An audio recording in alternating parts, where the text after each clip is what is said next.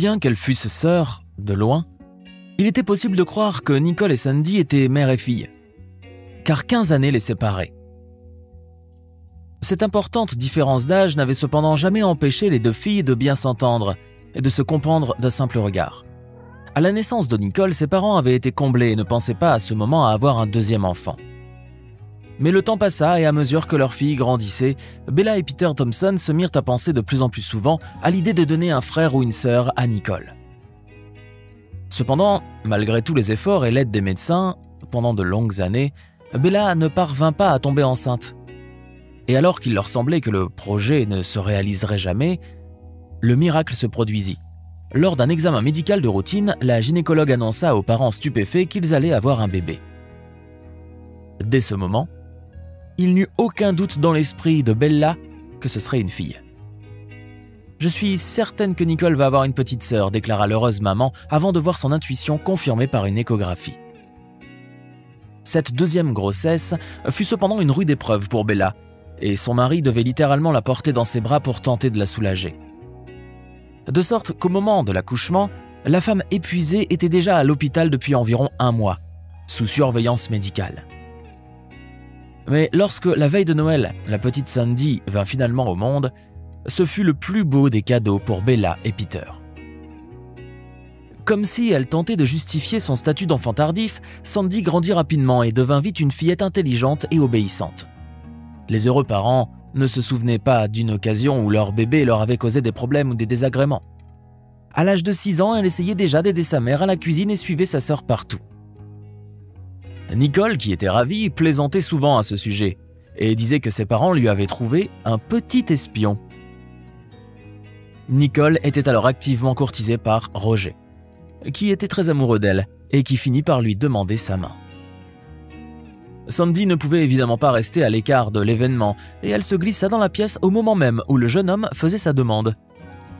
En voyant dans les mains de Roger la petite boîte tapissée de velours, la fillette sourit et lui montra son pouce levé en signe d'approbation. « Oust, petite peste !» s'exclama Nicole en riant, sentant ses joues brûler d'embarras. Poussant un triste soupir, Sandy ferma alors la porte et alla jouer avec son labrador Spike sur la pelouse devant la maison. Le chien aimait beaucoup la fillette et lui était tout dévoué. Sans doute parce que Spike était entré dans la famille Thompson presque dès la naissance de Sandy et qu'il avait grandi avec elle. À cette époque, ce n'était encore qu'une petite boule toute blanche. Mais avec le temps, il était devenu un solide gaillard aux pattes puissantes et aux larges poitrails. Quand la fillette avait envie de polissonner, elle grimpait sur l'énorme chien et le chevauchait comme s'il avait été un poney.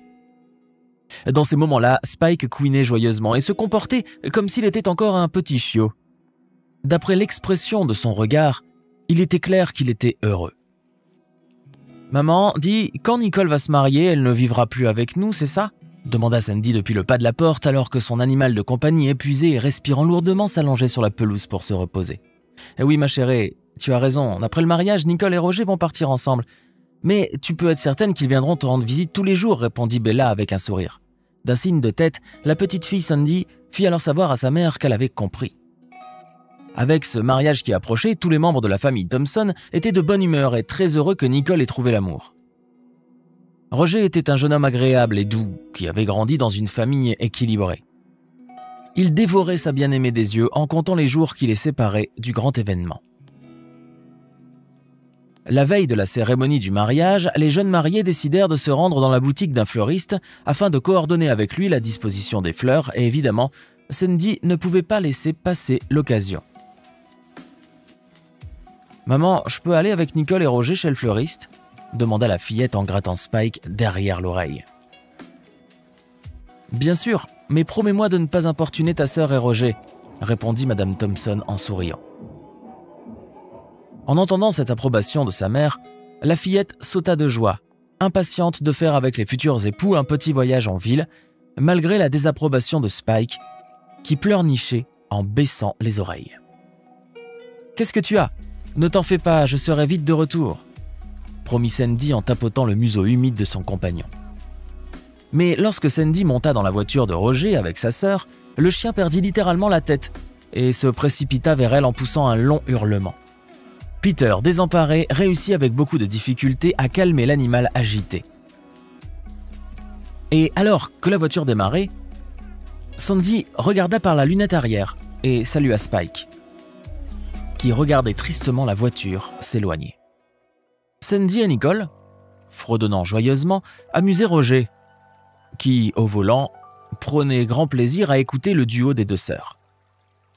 Le jeune homme n'avait pas peur de la vitesse et conduisait avec confiance, sans savoir que sa vie était sur le point de prendre fin. Et il ne se doutait pas qu'en s'engageant dans une courbe serrée, il se retrouverait devant une voiture roulant en sens inverse. À l'impact, les deux voitures se fondirent en une seule, laissant peu de chances de survie aux occupants. Nicole et Roger périrent sur le coup, alors que le passager de l'autre voiture décéda dans l'ambulance qui le conduisit à l'hôpital. Quant à la petite Sandy, elle ne dut sa survie qu'au fait qu'elle ne prenait place sur la banquette arrière de la voiture de Roger. Mais ses blessures étaient néanmoins très graves, et la fillette sombra rapidement dans le coma. Lorsque Peter et Bella, qui ne se doutaient de rien, apprirent la nouvelle de l'accident, ils en perdirent la parole.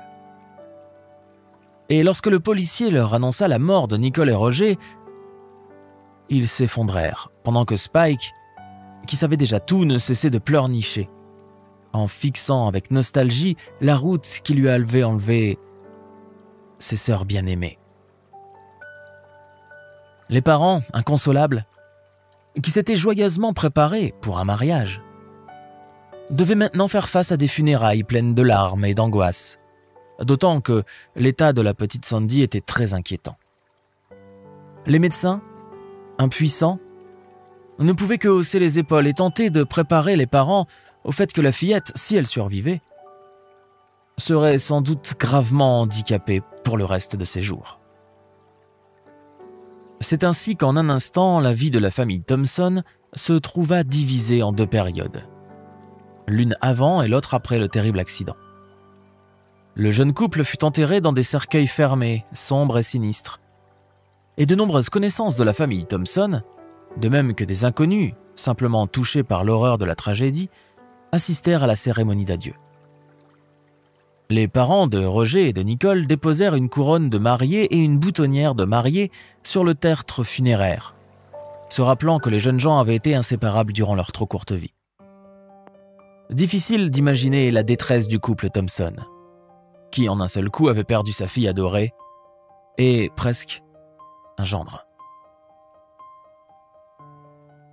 Le temps passait, mais il n'apportait aucun soulagement à Peter et Bella, car Sandy, malgré tous les efforts des médecins, restait dans un coma profond. Sa mère se rendait à l'hôpital comme si elle allait au travail, regardant tous les jours avec espoir dans les yeux des médecins qui s'occupaient de son bébé. Les spécialistes recoururent à de nouvelles techniques pour tenter de sortir la fille du coma, mais en vain. Et chaque jour, en regardant le corps immobile de sa fille, Bella pleurait et priait pour qu'elle guérisse. La mère inconsolable aurait volontiers donné sa vie en échange de la vie de Sandy, qu'elle et son mari aimaient plus que tout.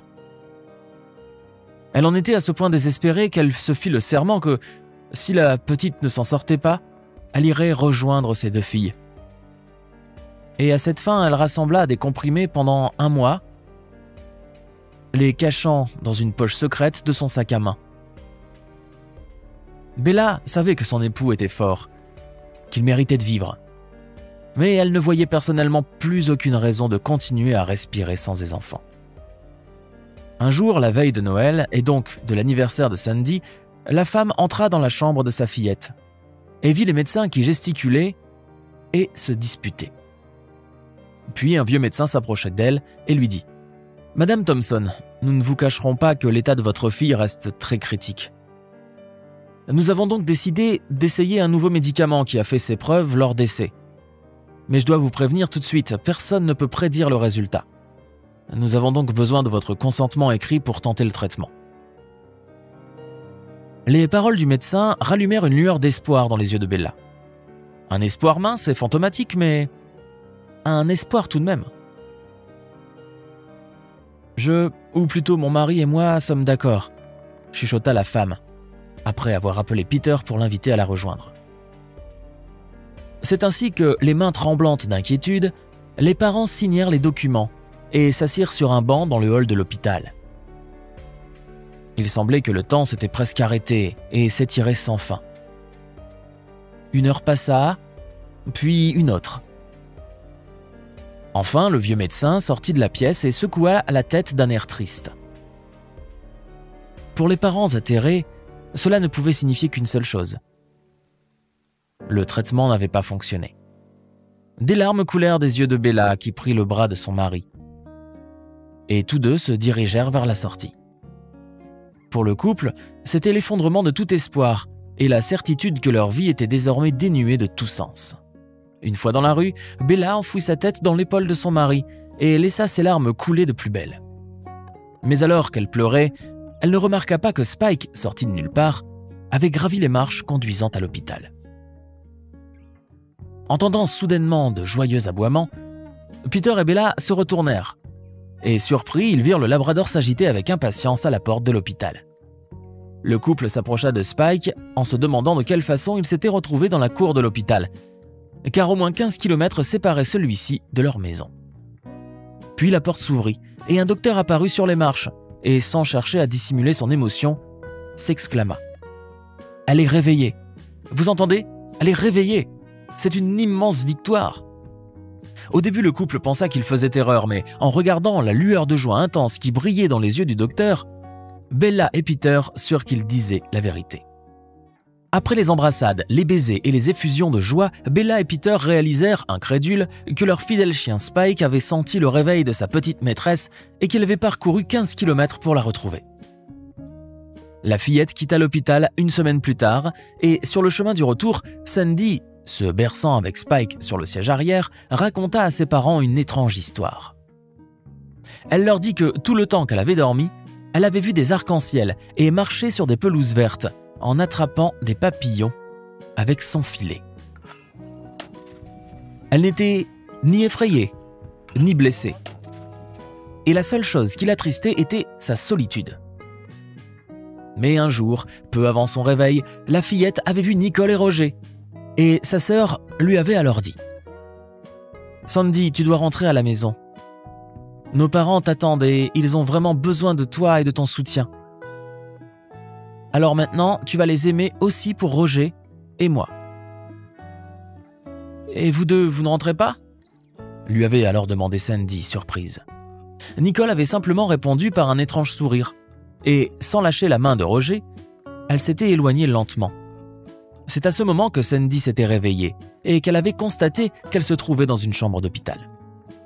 En attendant l'histoire de leur fille, Peter et Bella ne purent retenir leurs larmes et ils racontèrent doucement à la petite Sandy que Nicole et Roger étaient partis dans un autre pays où il faisait toujours chaud, où le soleil brillait et où de magnifiques oiseaux chantaient sans cesse.